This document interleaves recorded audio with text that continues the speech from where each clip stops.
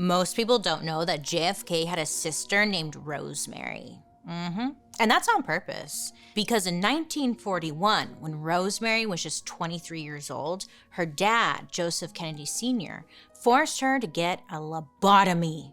Oh yes, an ice pick to the brain. I covered Rosemary's story in our lobotomy episode, but what you need to know is that the reputation of the Kennedy family was everything. This is because Joseph Kennedy Sr. was grooming his sons for careers in politics. And the Rosemary problem was a threat to the family. So they locked her away in an institution for 20 years and no one even visited her.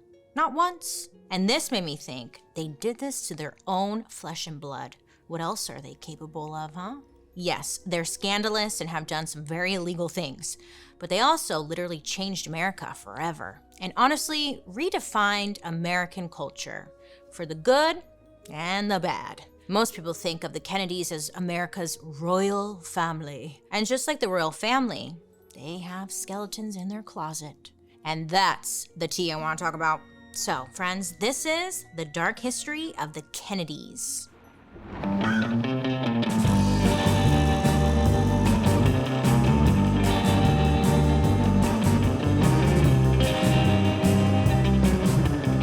Hi friends, I hope you're having a wonderful day today. My name is Bailey Sarian and I'd like to welcome you to my podcast, Dark History. Here we believe history doesn't have to be boring, right? It might be tragic, it sometimes is happy, but either way, it's our dark history. So all you have to do is sit back, relax, and just let me tell you about that hot, juicy history goss. And it's juicy today. First of all, I need to say, there is so much to cover with the Kennedys, this could easily be like a freaking 10-parter. Actually, the whole podcast could be about the Kennedys. I mean, they might be the most studied American family ever.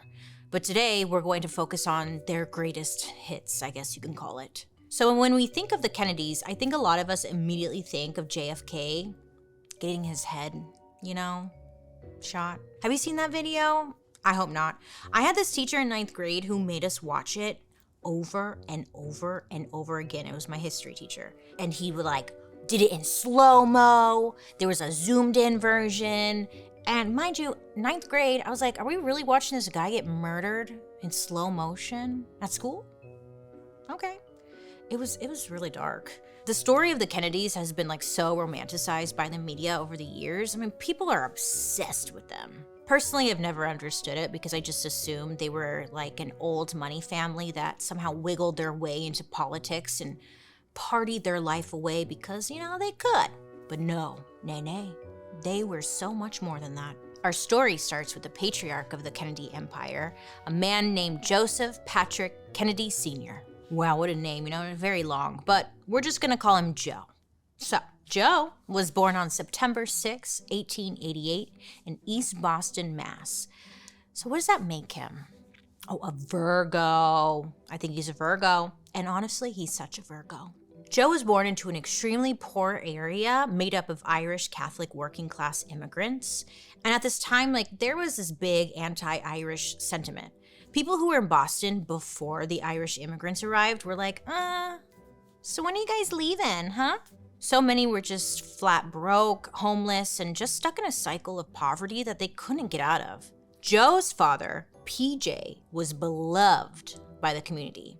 PJ was, it's kind of silly, but PJ was in politics, and it's reported that even though he only had a little more money than everyone else, he always gave back to his community. Joe's sister once said, quote, "When the doorbell would ring, it would be someone down on their luck coming to Papa for help.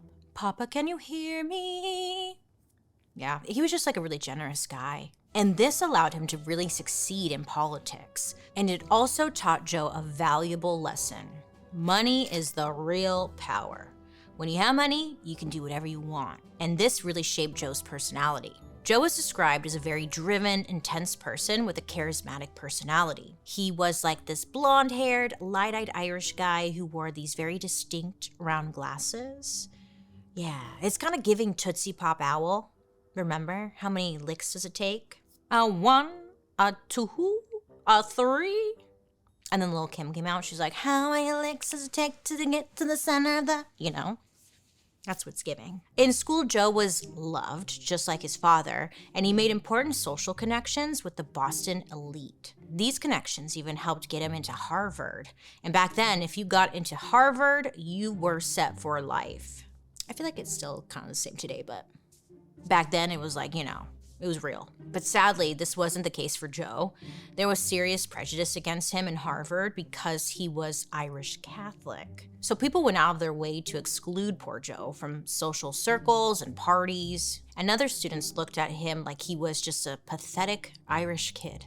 This was frustrating because he did the work to get there. He was determined to join the banking industry when he graduated and become rich. But after graduation, he struggled to find a job because no one wanted to hire him. It was just like at Harvard. He was an outcast just because he was Irish Catholic. One by one, all his classmates got all these coveted banking jobs in town. So Joe turned to his dad to hook him up with a decent job. And Daddy came through because Joe became a state bank examiner. Even though it wasn't like the job he imagined, he realized that this was actually the perfect job for him. Working for the state bank meant he could learn all about the inner workings and rules of the banking industry. This way, he could make the rules work for him. At this point, he was done waiting for people to invite him into the rich boy clubs. I mean, no one plays by the rules, so why should he? Paul needs more nutrition in his life. I mean, just look at him. Need I say more? He was telling me, and maybe I suggested, that he should stop eating so much junk food.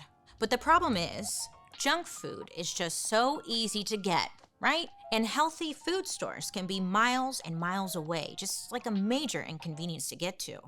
So instead of driving around looking for healthier options, what if it came to you? Oh yes, and that's when Hungry Root shows up to save the day. Hungry Root is the easiest way to eat healthy. They send fresh, high-quality groceries, simple recipes, and essential supplements. To your home.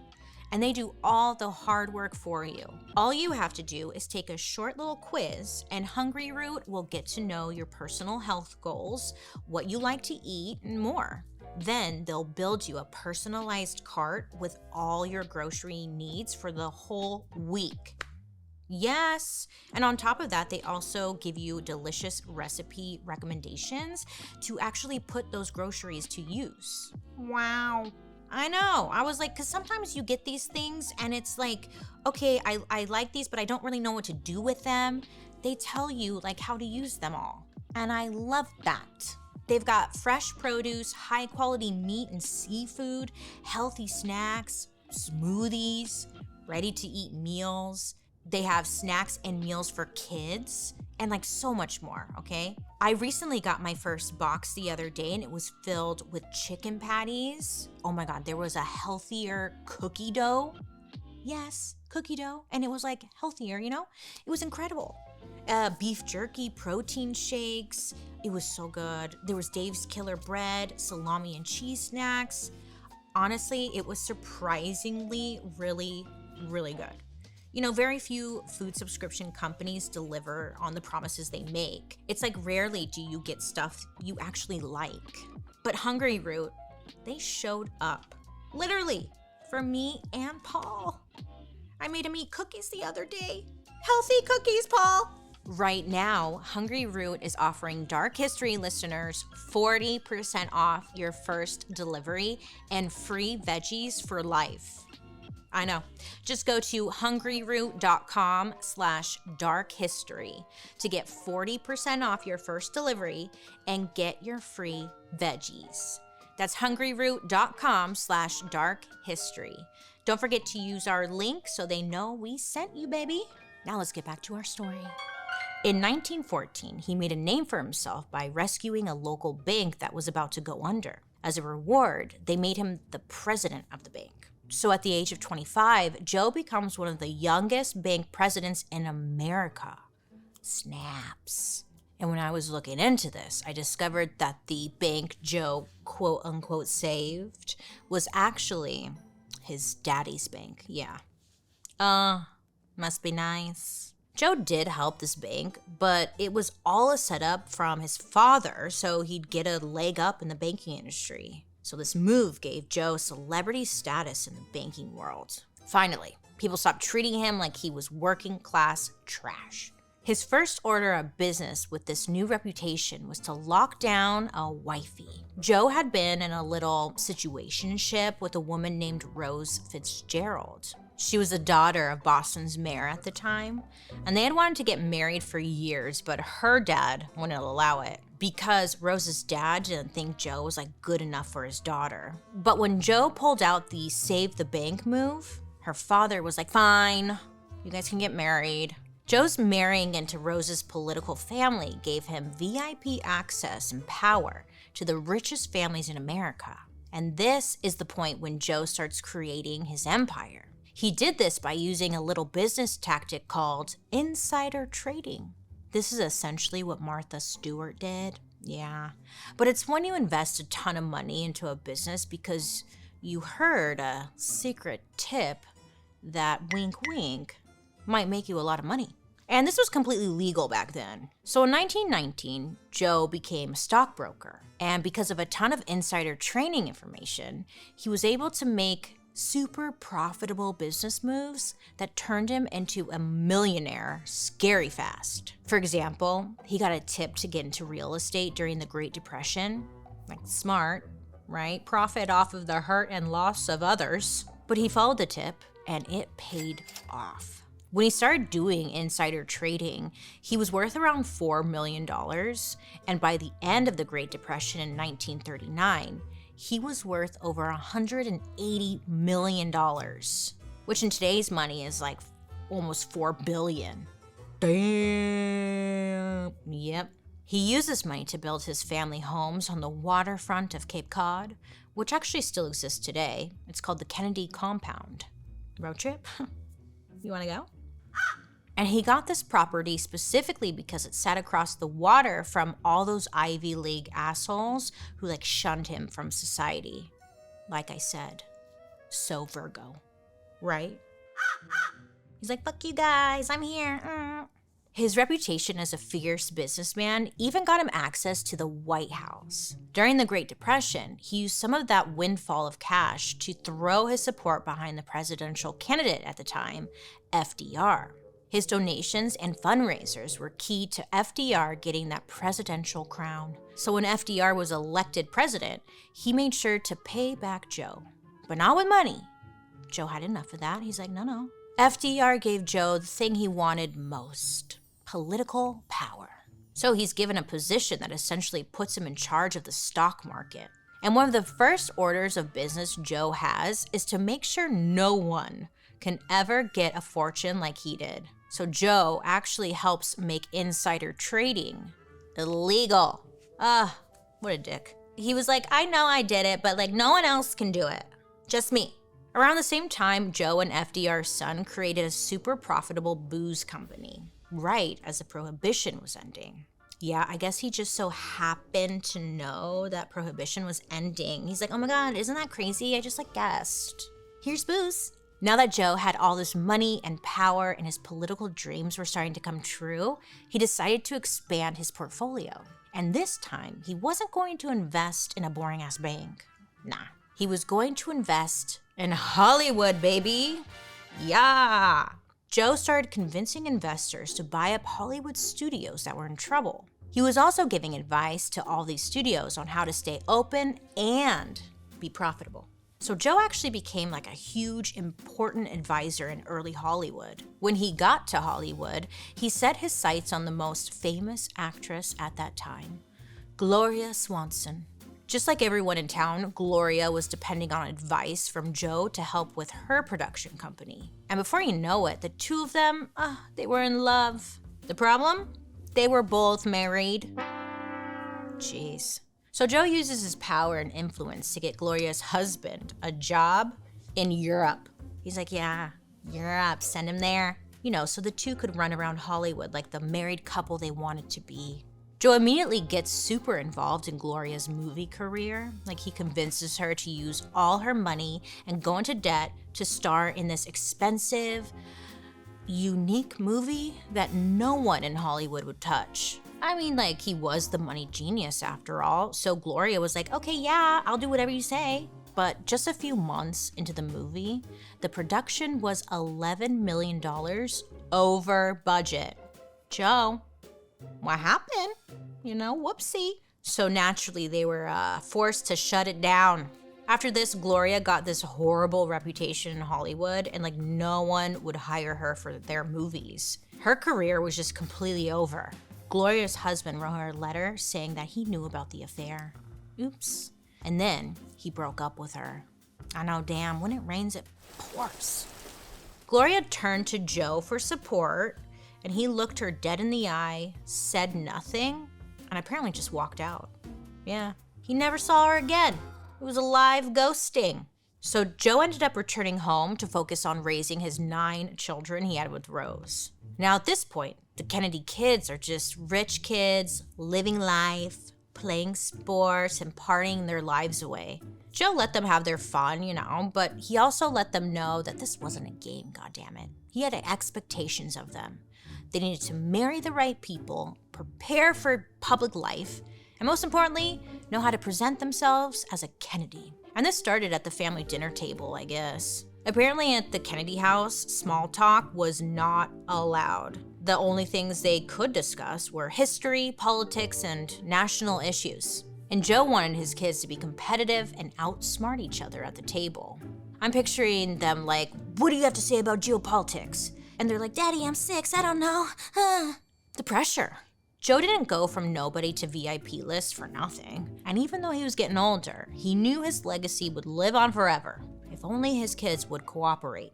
Together, they'd find a way to run America and change politics forever. Now, if there's one Kennedy you've heard about, it's most likely JFK. John Fitzgerald Kennedy. He was born on May 29th, 1917. Gemini. He was the second eldest son, and he had a tougher childhood because I guess he was sick a lot as a kid. With John, I guess there was always something wrong. But despite that, he was smart, popular, athletic, and went on to go to Harvard, just like his daddy, where he graduated in 1940 with honors. After graduating, John went on to serve in the Navy during World War II, and he was a freaking war hero. Oh yeah. In August of 1943, JFK was the captain of a patrol boat that was intercepting Japanese warships. At 2 a.m. one night, while everyone else was sleeping, he noticed another boat coming towards them. At first, he thought it was another American patrol boat, but pretty soon, he realized it was a massive Japanese destroyer coming straight at them at almost 50 miles an hour. He's like, oh shit. Before he could do anything, the destroyer sliced the patrol boat in half, tearing right through it in just seconds. John and the surviving sailors were just holding on for dear life to the remnants of the boat and just floating in the middle of the ocean. Now this is where everything might have ended for John and the other surviving sailors. But guess what? Not here, baby. Because John had been a champion swimmer when he was at Harvard. This crazy man. He swam with 2 wounded soldiers, essentially carrying them by their life jackets. And they swam for hours in the Pacific Ocean and finally making it to dry land. But the problem was, they made it to land, right? Great. But the problem was, this was a deserted island with no food or water. And most of his men were injured and just exhausted. But not John. No. John spies another island in the distance, and he's like, well, shit, worth a try, okay? So he guides his men to the second island. After 4 days with no food or water, the 11 survivors are so stoked to find that there are coconuts for them to eat on this second island. And JFK is starting to get worried about the injured men that he's been taking care of. Aren't they gonna make it? So once again, John, he's a dolphin. He swims to another island. This one is called Nauru, and thankfully, the locals living there are friendly. But they're technically still in enemy territory, so John really has to be careful. He's gotta keep a low profile. But he also needs food, supplies, and a boat if they're gonna make it out of there alive. So John over here pulls a genius move and carves a coded message onto a coconut. Yeah, this sounds fake, huh? It's real. So he ends up giving the coconut to one of the locals, who then passes it along to the New Zealand forces that were stationed in the area. The message on the coconut said, "Nauru Island, 11 alive, need small boat. Kennedy." Straight to the point. We love that. So then they just wait, right? Just hope for the best. Well, the next day, the locals came back with food and water for them, and I guess the coconut telegram had worked, because after 6 long days, they were finally rescued. Wild. Mostly thanks to John, right? And his swimming skills. He's like Flipper out there. Did you watch that show, Flipper? I loved it. So little John Kennedy comes home a total war hero when it's all over. But the crazy thing is, JFK was never supposed to be the Kennedy who became a big deal. They were all special in their own way, of course. But it was JFK's older brother, Joe Jr., who was supposed to really secure the family legacy by becoming the President of the United States. But there was a little problem.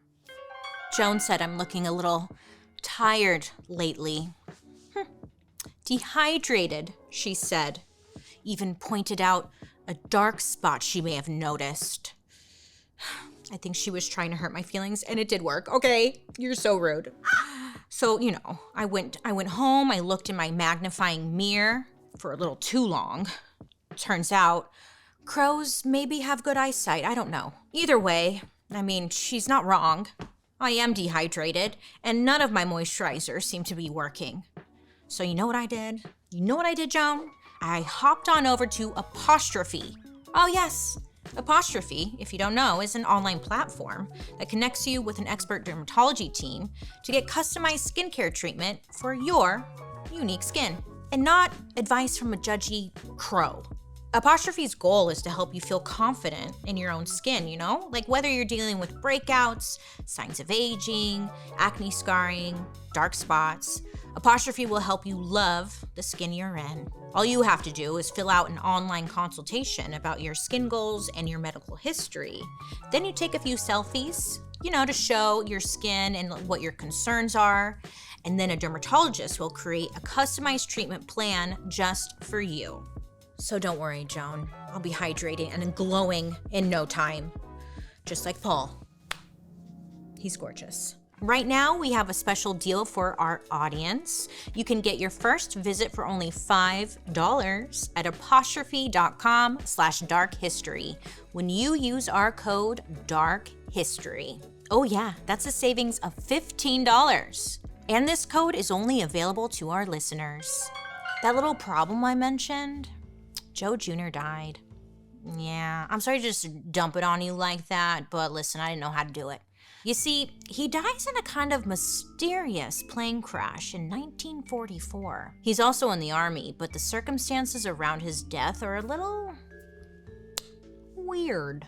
The government never disclosed how he died exactly and why the plane even went down, so, I guess we'll never know. But what we do know is that he died. And this gaping hole in the family tree meant that someone had to step up, and fast. JFK is 27 at the time, and he's essentially next in line for the throne. Suddenly he's the one feeling that eldest boy pressure. It's given succession, Growing up, his mom, Rose, told all of her kids that, quote, "To whom much is given, much is expected," end quote. Iconic, right? And this is basically like the Kennedy family motto. It's on bumper stickers, hats, t-shirts. Just kidding, but I love it. So after Joe Jr. died, both Mr. and Mrs. Kennedy expected big things from JFK. Actually, they were expecting him to be like his older brother. Suddenly, all the dreams they had for their oldest son just transferred right on down to little JFK. In 1952, JFK, now 35, ran for Senate. And what's crazy is that he was considered an underdog at the time. He was also considered a man of the people. He represented progress and hope. And it was kind of a threat to the existing politicians. So everyone was really shocked when he won. And this really put the political spotlight on JFK for the first time. But was this enough for Daddy? Of course not, no.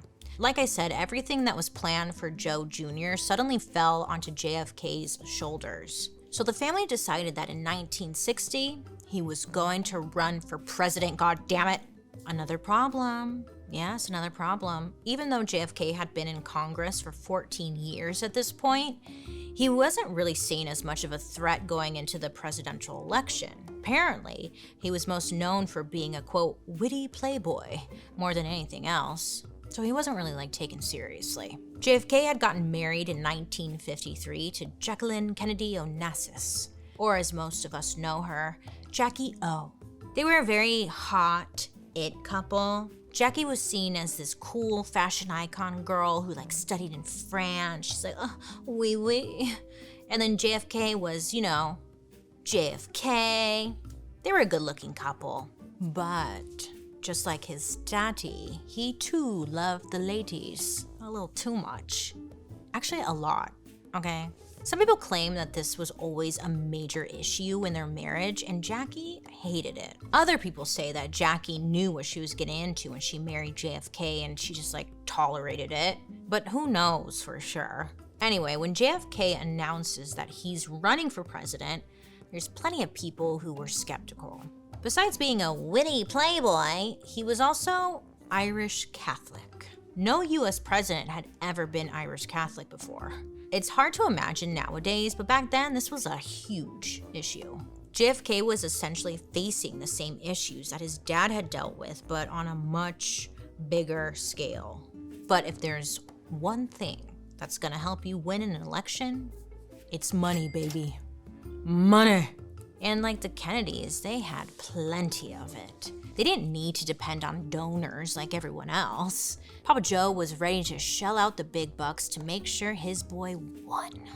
That's my boy! JFK was pretty shameless about his wealth.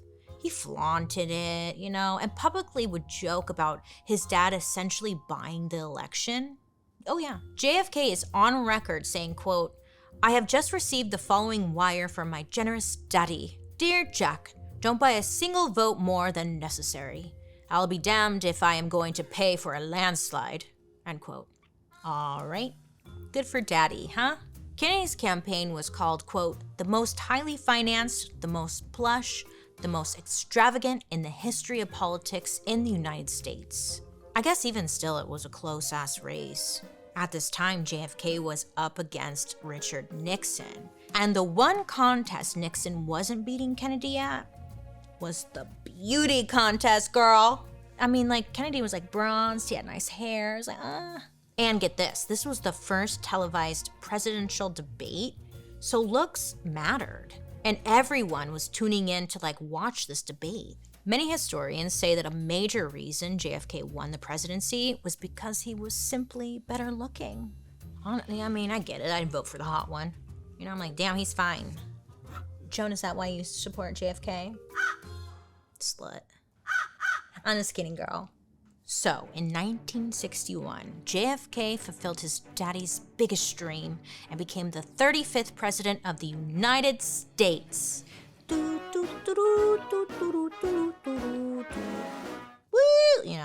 Yeah, there was a hottie for the first time in the White House. And a Catholic. Girl, the Irish Catholic community was stoked. This was a big win for them. And for Papa Joe, it was said that, quote, the election of John F. Kennedy as President of the United States was the ultimate victory for Joseph Sr., who as a Catholic had been belittled and excluded by Boston's elite society, end quote. It sounded like his dad really wanted it more, Basically, if you ever have beef with anyone, just pressure your son or daughter into becoming the president and that'll show them. So now just a little fun fact. Remember that coconut that John carved the help message into? His little friend Wilson? Well, he turned it into a paperweight, and it was on his desk when he was president. Beautiful, just a full circle moment for that coconut. But, it wasn't all sunshine and lollipops. Because remember how I mentioned that JFK was known for being a bit of a playboy? Well, that didn't stop when he became president. No, you thought, but it didn't. Luckily for JFK, back in the 60s, there was an unwritten rule that the press didn't report on the president's private life. I know, how nice, huh? Especially when it came to extramarital affairs. So I guess the newspapers, they just looked the other way. It was just a really different time, But even if the papers weren't talking, JFK, he was.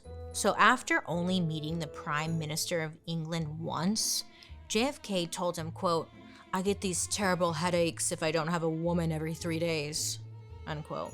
I mean, same. I get massive diarrhea if I don't have a man every 3 days. But he's the president. Be better. Huh? He just said a woman. So, like not his wife, not Jackie. Just a woman. Any woman with a hole or a mouth, which is a hole, right? Moving on. Some of these women eventually came forward to share their experience when they felt like it was safe enough to do so. One of these women was named Mimi Alford. Now, Mimi was literally 4 days into her internship at the White House and only just 19 years old when JFK invited her to go swimming in the White House pool. So, I mean, it's her 4th day, so Mimi felt like she couldn't turn down an invitation from the President of the United States to go swimming. So she said, okay. Again, what else are you gonna say except yes? So later that night, she ends up meeting with the president again in like his room situation. And he asked if she wanted to go on a private tour of the White House. So he gives her a little tour and he takes her to like his wife's bedroom and was like, "Here's my wife's bedroom." And Mimi's like, "What? Okay, great." Then he brings her back to his room where the two would go on to have sexual relations. And that's the first place Mimi had sex for the first time in her whole life, with a 45-year-old man who happens to be the president and her boss. I know. And I was like, wait a second. The White House has a pool? What? Is it heated? I guess it was because JFK had like a bad back, so he liked the pool heated, so it felt good on his back. But then they since covered it, so it no longer has a pool. So JFK continued to keep Mimi close to him, especially times when Jackie wasn't around. That's the only time he called her. So over time, this made a lot of the other interns at the White House question Mimi, dislike her, kind of talk behind her back, because they saw that she was getting special treatment. And also, she wasn't even doing her job anymore at one point. She was like there just to be Kennedy's girlfriend, kind of, whatever, And if this is sounding romantic to you, okay, well, behind closed doors, JFK was asking for some pretty messed up things, Mimi came out with a book many years later called Once Upon a Secret. I read it over the weekend. Really well written. So good. And in the book, she includes some truly just sad moments. So one time they're swimming in the pool and JFK turns to Mimi and tells her to, quote, take care of his friend. So she swims over to the guy and she ends up performing some mouth service to this man while JFK floated and watched. Yeah, and I guess Mimi wasn't the only one. He was having tons and tons of affairs. But the only affair that people were really talking about was with the hottest person in America. Hey Joan, what do you think this rash is right here? It keeps spreading. Do you think I'm gonna have to get my arm chopped off? Will I be able to host a show? Who's gonna help me host a show? If there's no me, is it contagious? What's that, Paul? I should go see a doctor? Fine, you guys. I'll stop being so dramatic. Paul, give me that phone so I can make an appointment to see a professional and not a crow with ZocDoc. ZocDoc, if you don't know, is a free app and website where you can search and compare highly rated in-network doctors near you and instantly book appointments with them online or through the app directly. It's so easy. I don't even know why I went to you, Joan. I'm sorry. On top of that, you can filter specifically for ones who take your insurance, are available when you are, and treat basically any condition you might be searching for. It's so easy to use. It's a little too easy. I mean, the typical wait time to see a doctor booked on ZocDoc is between just 24 to 72 hours. I mean, that's it. You can even score same-day appointments. So in my case, maybe I won't have to chop my arm off. Or maybe I will. We'll see. Stay tuned. Go to ZocDoc.com/darkhistory and download the ZocDoc app for free. Then find and book a top-rated doctor today. That's ZocDoc, ZocDoc.com/darkhistory. ZocDoc.com/darkhistory. Thanks for reminding me, Paul, so I don't spiral. The president and none other than Marilyn Monroe were seen hanging out together at parties in Malibu, Palm Springs, and New York. And of course, there were rumors.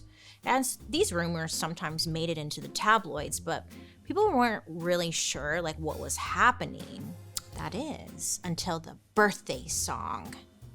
Happy birthday, Mr. President. You know?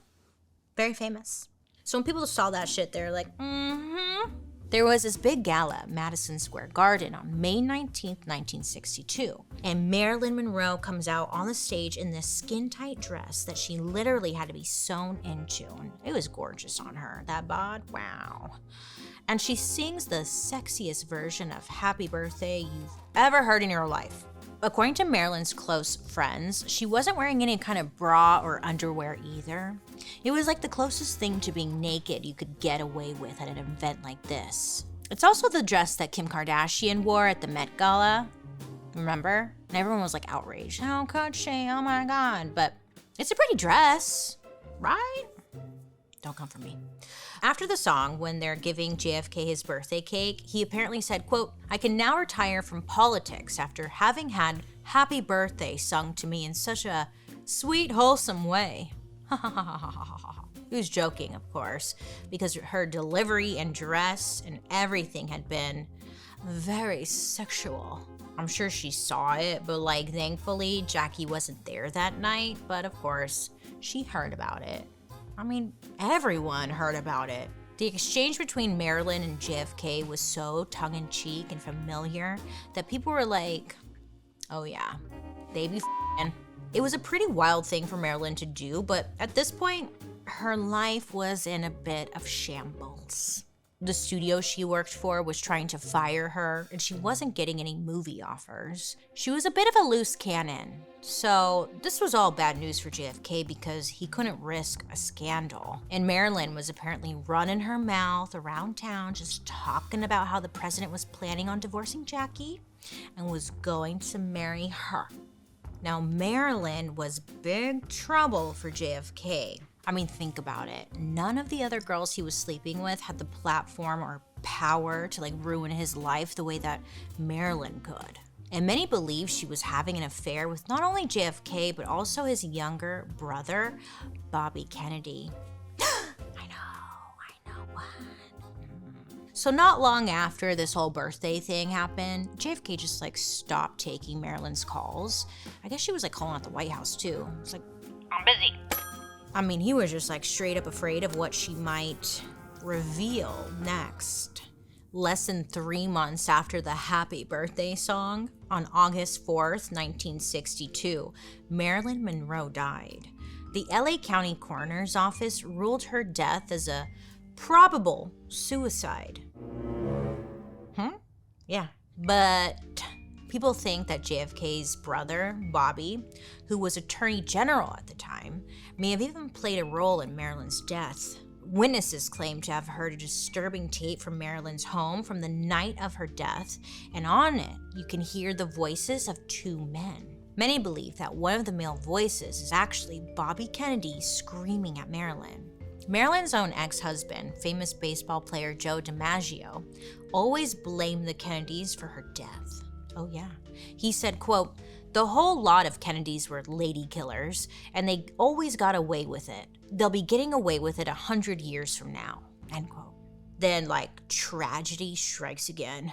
On November 22nd, 1963, in Dallas, Texas, JFK was assassinated. He was just minding his own business, waving to people, riding in a convertible with his wife, Jackie, doing a little, tour of the state. He's like, "Yeah, thank you." Everyone's cheering for him. And then, out of nowhere, a man named Lee Harvey Oswald shoots him, allegedly. And we literally don't know why he did it, because 2 days later, Oswald is shot and killed. What the cover-up is happening? According to Time magazine, quote, "The explanation of Oswald's motive for killing President Kennedy was buried with him," end quote. Suspicious, huh? Right? Yeah. So the morale in the Kennedy family and the country in general was in the gutter after JFK was killed. But families like the Kennedys have a plan for stuff like this. They essentially have this royal bloodline thing happening, right? It's kind of like when Queen Elizabeth II died. The throne went to her son Charles, and then eventually it's going to go to William. But like that's how the Kennedys operated. So the family then turned to their third oldest son, Bobby. After he made a name for himself as the Attorney General, it was decided that Bobby would run for president. In 1968, things were looking good on the campaign trail, but then disaster struck. Oh my God, I know. Bobby was assassinated on June 6, 1968. Like I said earlier, we could do an entire episode on just Bobby alone. This guy made a lot of enemies. And just like his older brother, there were a lot of questions and theories surrounding his death. But look, here we are. 3 Kennedy sons, Joe Jr., JFK, and Bobby, all died young.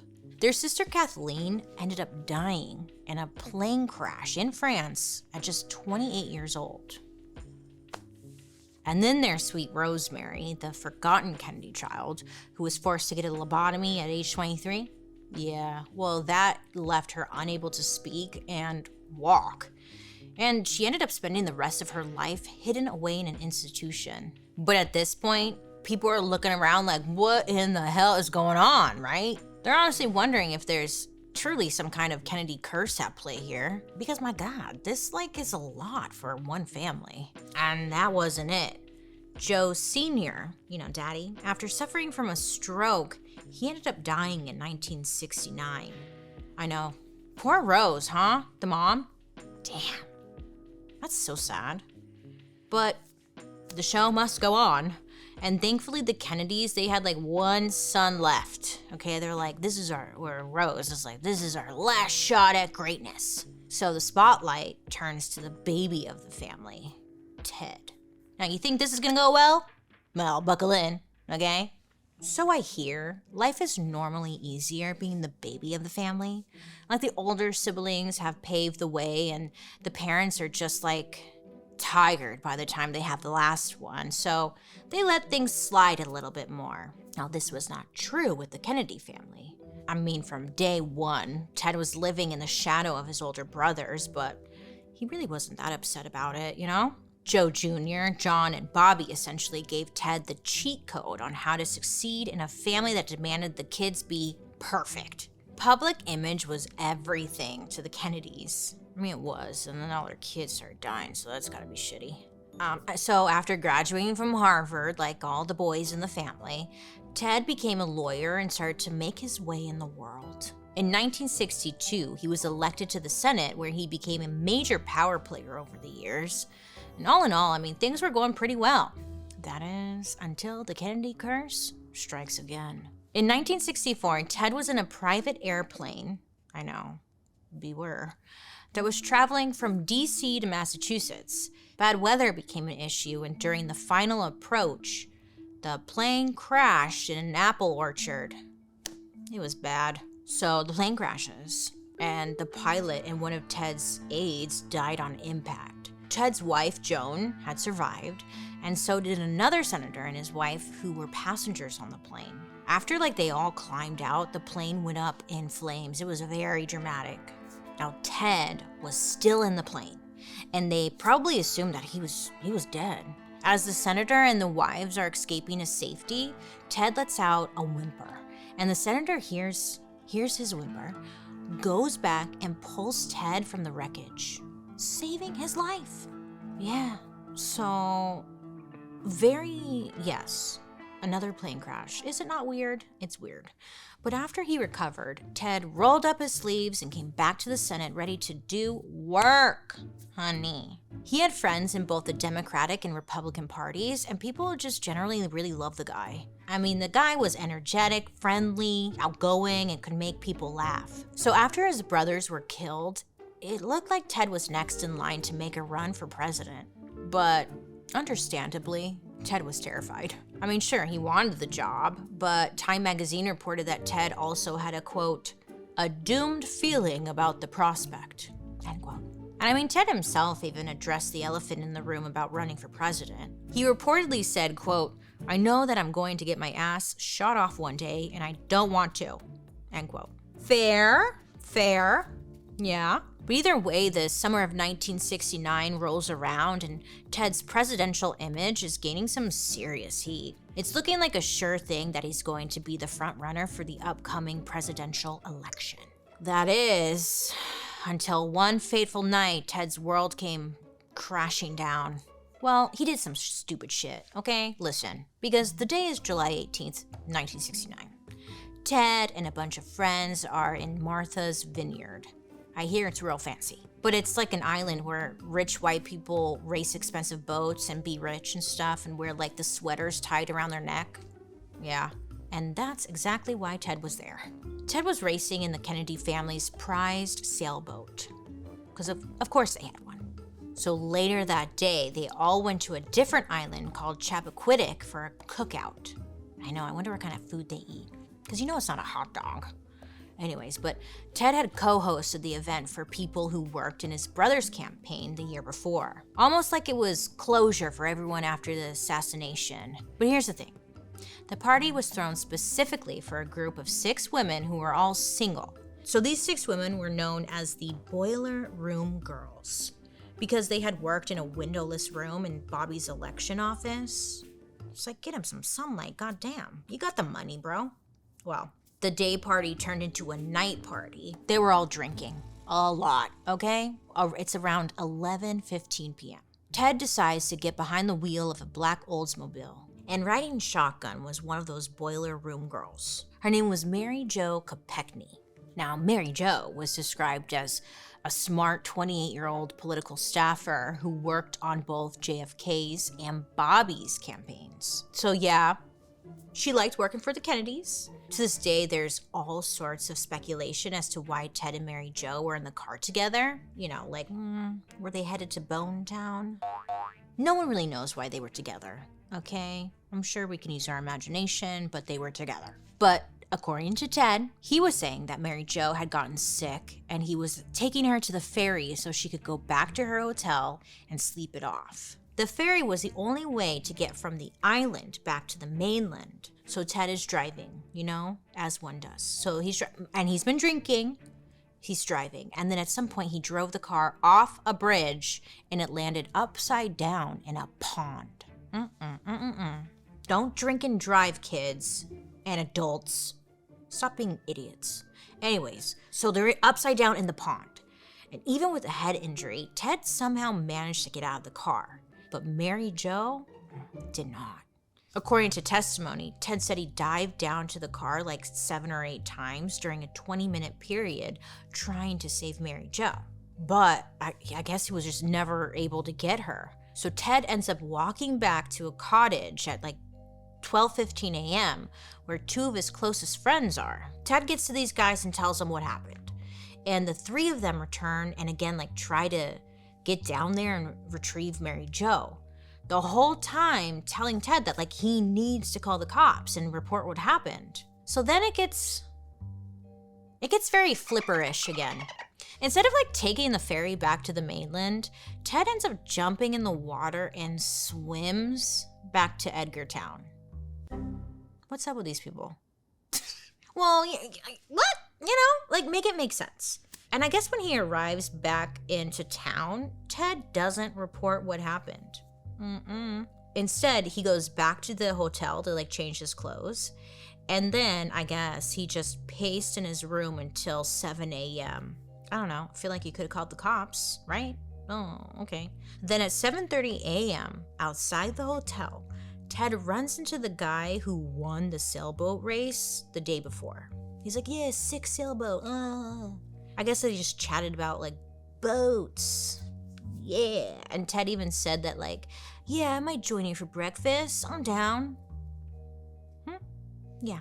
So everyone who saw Ted that day said he looked totally normal, like nothing was wrong. Like he didn't just drive an Oldsmobile into a pond and kill a woman. So it isn't until 10 a.m. when Ted contacts the local police to tell them about the car wreck. Mary Jo Kopechne's body remained stuck in that car under that murky water for about 10 hours before she was retrieved. Ted, that's fucked up. Boo. So when the Chappaquiddick incident broke in the national news, well, of course, people went nuts. There were so many questions, like, why were they together in the car? Why did the car go off the road? Is there something Ted is hiding? Well, obviously, he was hiding the fact that he just, killed someone, There was a whole lot of people who think that Ted didn't call the cops right away because, he was drunk. He didn't want that blood alcohol test. If he were driving drunk, it would be evidence of illegal activity, and Ted could get booked for involuntary manslaughter. All the stuff Ted would know because he's a lawyer. And then, so the news comes out, whatever, and then all of a sudden, Ted is spotted publicly wearing a neck brace on multiple occasions. Nothing else looked injured. He was just wearing a neck brace, for the cameras. It just feels a little photo op-y. Hey, Mary Jo just died, but my neck. I'm hurt too, see? My neck, I'm hurt. In a national televised speech the week after Mary Jo's death, Ted claimed he didn't drive drunk and there was no immoral conduct happening. He then blamed his weird actions after the accident on his concussion, shock, and confusion. As to why the car went off the road and into the pond, Ted blamed everything but himself. He was like, the road was unlit, the bridge, it was narrow, and it had no guardrails, yada, yada, yada. No, just saying words, not telling the truth. Well, actually, the truth is that we will never really know what happened in Chappaquiddick, but I'm sure we can all guess, right? He should have been locked up for that. That's fucked up. But what we know for sure is that this essentially ended any chance of Ted becoming president, which is ironic because all this happened while Apollo 11 was landing on the moon. An event that his brother JFK promised would happen when he was president. Ted eventually pled guilty to leaving the scene of an accident and spent 0 time in jail. Even though his shot at the presidency was gone, he did continue on in the Senate for another 40 years. Wow. So you can be a murderer and still be in the Senate for 40 years? Wow. And to be fair, during this time, he did some great work. He helped pass some major laws and stuff, but over the years, more Kennedy family members would experience untimely deaths. For example, Bobby, the one who was also assassinated, his son Michael had died at the age of 39 after a skiing accident. And JFK's son, John Jr., died in a plane crash in 1999 along with his wife, Carolyn. Damn, I know. It's clear the Kennedy family should have just stayed away from airplanes. And hey, these men are risk takers, I guess, but even still, it really feels like there may be some truth to this whole curse thing, right? Look, curse or not, there are 2 types of people in this world. People who worship the ground the Kennedys walk on, and people who say they're snobs who think they can get away with anything. Or maybe you're in the middle and you're like, who? I don't know. Maybe you're just born recently. Welcome to Earth. Whatever side you land on. You can't deny that this family is the closest thing America may ever have to a royal family. And their cultural influence is massive. The Kennedy family has produced a president, lawyers, senators, authors, actors, actresses, journalists, activists, ambassadors, socialites, philanthropists. I got it. And honestly, the list goes on. But with all the scandals, alleged cover-ups, and tragedy in their history, it's kind of easy to gloss over some of the incredible stuff they did. For example, Eunice Kennedy invented the Special Olympics. JFK created the Peace Corps, and he launched the space program as we know it. The family has more charities, foundations, and nonprofits than you can count, and you can't deny their commitment to public service. Now, from 1946 to 2024, there has only been 4 years where there wasn't a Kennedy in the United States Congress. Can you believe that? I know. You can say they were only able to do that because of their money and privilege. I mean, yeah, sure, that is true. But they also could have done like nothing with their money and privilege and just be rich. You know, a lot easier. And to be clear, they shouldn't be let off the hook for anything. Especially like, I don't know, reckless driving that results in murder. And we all know, if you put someone on a pedestal and you look at them like they're gods, you're just setting yourself up for disappointment. And while we're on the subject of celebs, you need to come back next week because they were at the center of a bloody event from American history that no one talks about. Oh God, what is it? Back in the early 1800s, actors in the theater were America's A-listers. And their fans would like do anything for them, even if that meant turning New York into a war zone and murdering innocent people. Super fans, they call them. Next week, we're going to learn about the ASTOR Place riot. Have you heard about it? I didn't think so, so come back next week. Because girl, it's wild. Woo! Well, how was that? Did you learn something new? I hope so. Well, thank you for hanging out with me today. You can join me over on my YouTube, where you can actually watch these episodes on Thursday after the podcast airs. And while you're there, also catch my murder, mystery, and makeup. I would love to hear your reactions to today's story, so make sure to use the hashtag Dark History over on social media so I can see what you're saying, because I'm looking. Now, let's read a couple of comments you guys left me. In our Hedy Lamarr episode, I asked, what should my LA name be? And Jennifer Fenton, 2074, has responded, quote, Linda Sapphire should be your LA name. Linda. I was not expecting that. Linda Sapphire. I sound very mature and rich, don't I? Sapphire, Linda? Okay. Or like a rich stripper. I'm not mad. Thank you for your suggestion. Christine Feliciano, 3269, left a comment on our Beanie Baby and Furby episode, saying, quote, hey dude, hey, do you remember Salute Your Shorts? Absolutely. That theme song lives rent-free in my mind, end quote. This is like when Nickelodeon was at its peak, and I will fight anyone who disagrees with me. Thank you for your comment.